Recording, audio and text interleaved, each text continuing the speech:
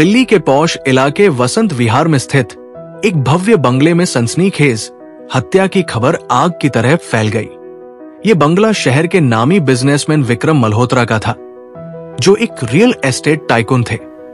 उनकी गिनती देश के सबसे प्रभावशाली उद्योगपतियों में होती थी, लेकिन आज उनका मृत शरीर उनके ही बंगले की लाइब्रेरी में खून से लथपथ पड़ा था। सुबह लगभग 8 बजे नौकर रामलाल जब चाय देने के लिए लाइब्रेरी में पहुंचा तो दरवाजा अंदर से बंद था। उसने कई बार दस्तक दी, लेकिन अंदर से कोई जवाब नहीं आया। घबराकर उसने मालकिन नेहा मल्होत्रा को बुलाया। जब नेहा ने भी दरवाजा खटखटाया और कोई उत्तर नहीं मिला तो तुरंत सिक्योरिटी गार्ड को बुलाया गया। आखिरकार जब दरवाजा तोड़ा गया तो अंदर का नजारा देखकर सबके रोंगटे खड़े हो गए। विक्रम मल्होत्रा की लाश उनकी कुर्सी के पास जमीन पर पड़ी थी। सफेद कालीन पर चारों तरफ खून के छींटे फैले हुए थे। उनके सिर पर एक गहरी चोट थी और छाती में चाकू घूंपा गया था। लाइब्रेरी के चारों ओर किताबें बिखरी हुई थी, मानो मरने से पहले कोई संघर्ष हुआ हो। लेकिन सबसे अजीब बात यह थी कि दरवाजा अंदर से बंद था, खिड़कियां भी पूरी तरह सील थी। हत्या की सूचना मिलते ही पुलिस तुरंत मौके पर पहुंची। इंस्पेक्टर रणवीर सिंह ने मामले की गंभीरता को देखते हुए इलाके को घेरने के आदेश दिए। पुलिस ने जांच शुरू की। कमरे की स्थिति, कोई जबरन घुसपैठ के निशान नहीं थे। घर में लगे कैमरों में रात 10 बजे के बाद कोई बाहरी व्यक्ति नहीं दिखा। पत्नी नेहा ने कहा कि वो रात 11 बजे के बाद अपने कमरे में सोने चली गई थी। नौकर रामलाल ने दावा किया कि उसने आधी रात के करीब किसी को बंगले में आते जाते नहीं देखा। यह हत्या एक लॉक्ड रूम मर्डर की तरह लग रही थी, यानी ऐसा मामला जहां पीड़ित एक बंद कमरे में मारा जाता है और बाहर निकलने का कोई तरीका नहीं दिखता। जब पुलिस को कोई ठोस सुराग नहीं मिला तो इंस्पेक्टर रणवीर ने एक खास शख्स को बुलाने का फैसला किया। मशहूर प्राइवेट डिटेक्टिव आदित्य वर्मा। आदित्य वर्मा भारत के सबसे तेज दिमाग वाले जासूसों में से एक थे।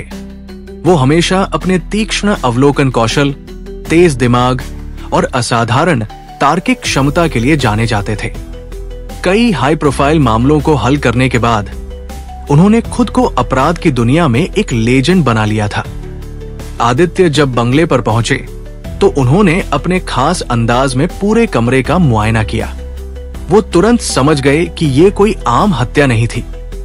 उन्होंने विक्रम के मृत शरीर के पास झुककर देखा। उनकी नजर एक खास चीज पर पड़ी। विक्रम के दाहिने हाथ में एक कागज का टुकड़ा दबा हुआ था। जब कागज खोला गया तो उस पर 2 अक्षर लिखे थे, आरके। अब सवाल था, ये आरके कौन था? क्या ये हत्यारे का नाम था या फिर ये किसी और बड़ी साजिश का हिस्सा था? और सबसे बड़ा सवाल, जब दरवाजा और खिड़कियां अंदर से बंद थी तो हत्यारा बाहर कैसे निकला? ये केस जितना सीधा लग रहा था उतना ही उलझा हुआ था। सुबह के 10 बजे जब सूरज की रोशनी विक्रम मल्होत्रा के आलीशान बंगले की दीवारों से टकराकर चमक रही थी, तभी एक लंबा छरहरा आदमी अपनी काली जैकेट को ठीक करता हुआ बंगले के मुख्य दरवाजे पर पहुंचा। उसकी आंखों में एक अलग चमक थी। ये चमक थी जासूस आदित्य वर्मा की, जो इस शहर के सबसे तेज दिमाग वाले डिटेक्टिव माने जाते थे। आदित्य ने बंगले के भीतर कदम रखा और इंस्पेक्टर रणवीर से हाथ मिलाया। आखिर मामला क्या है? आदित्य ने सीधे मुद्दे पर आते हुए पूछा। मिलिए विक्रम मल्होत्रा से, इंस्पेक्टर रणवीर ने लाइब्रेरी के अंदर पड़े शव की ओर इशारा करते हुए कहा। आदित्य धीमे कदमों से शव की ओर बढ़े। विक्रम मल्होत्रा की लाश उसी कुर्सी के पास पड़ी थी जहां उन्हें अंतिम बार जीवित देखा गया था। उन्होंने सबसे पहले शव को ध्यान से देखा। चेहरे पर कोई आश्चर्य या डर नहीं था, मानो उन्होंने अपने हत्यारे को पहचाना ही न हो। छाती में चाकू घूंपा गया था, जिससे खून बहकर कालीन पर फैल गया था। सिर पर हल्की चोट के निशान थे, जो संकेत दे रहे थे कि शायद हमला अचानक हुआ होगा। लेकिन सबसे दिलचस्प चीज थी विक्रम का दाहिना हाथ, जो हल्के से मुट्ठी में बंद था। आदित्य ने अपनी दस्ताने पहनी और धीरे से विक्रम की मुट्ठी खोली। अंदर एक मुड़ा तुड़ा कागज का टुकड़ा था। उन्होंने कागज को फैलाकर देखा, जिस पर अक्षर लिखे थे आरके। इंस्पेक्टर रणवीर चौंक गए। ये क्या है? हत्यारे का नाम? आदित्य ने कागज को ध्यान से देखा।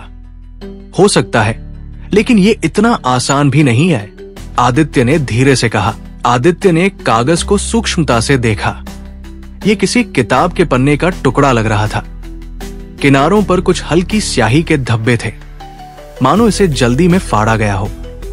यह किसी पुरानी डायरी या नोटबुक का हिस्सा हो सकता था। उन्होंने चारों ओर देखा और लाइब्रेरी की किताबों पर नजर डाली।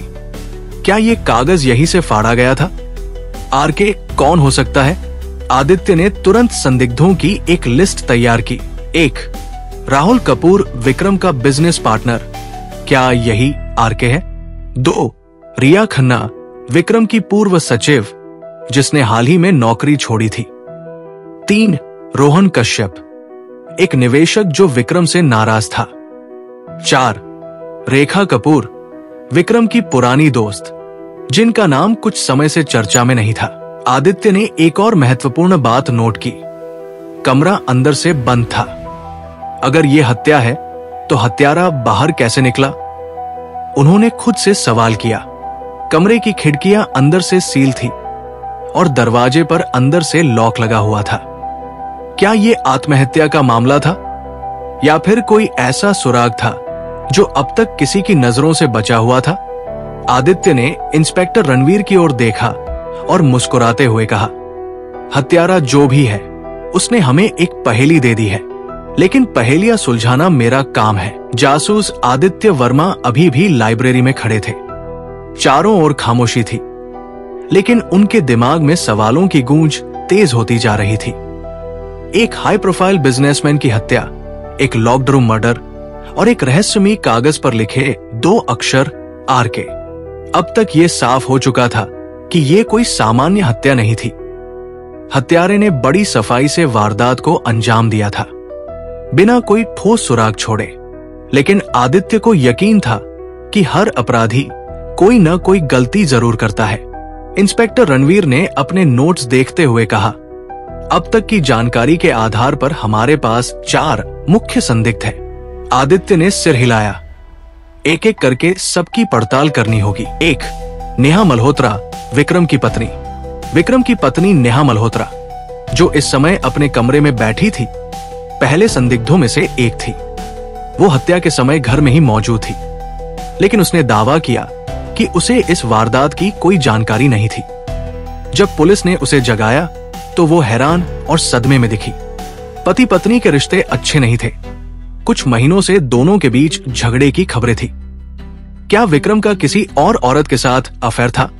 नेहा के पास कोई ठोस बहाना नहीं था कि हत्या के समय वो कहाँ थी। आदित्य को महसूस हुआ कि नेहा कुछ छिपा रही थी, लेकिन क्या वो कातिल हो सकती थी या सिर्फ किसी राज को दबा रही थी? राहुल कपूर विक्रम का बिजनेस पार्टनर था।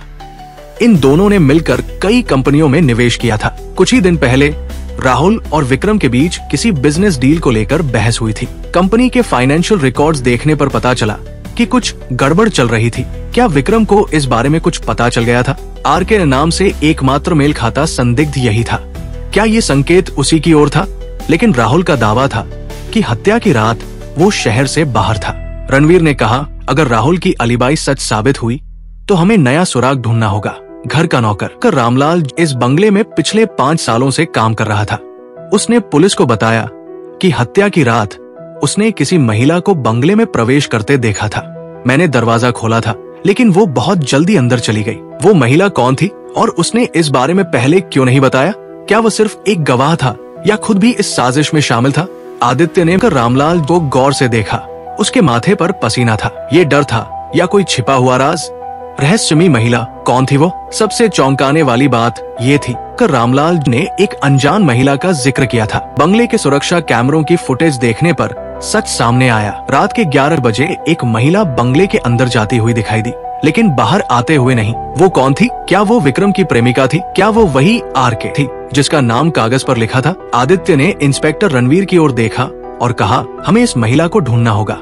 अब चारों संदिग्धों की जांच शुरू हो चुकी थी। नेहा को कुछ छिपाने के शक में संदेह के घेरे में लिया गया। राहुल कपूर की अलीबाई की जांच होनी थी, कर रामलाल से और सख्ती से पूछताछ करनी थी और सबसे अहम रहस्यमयी महिला की पहचान करनी थी। आदित्य ने गहरी सांस ली और कहा, ये खेल अब और दिलचस्प हो गया है।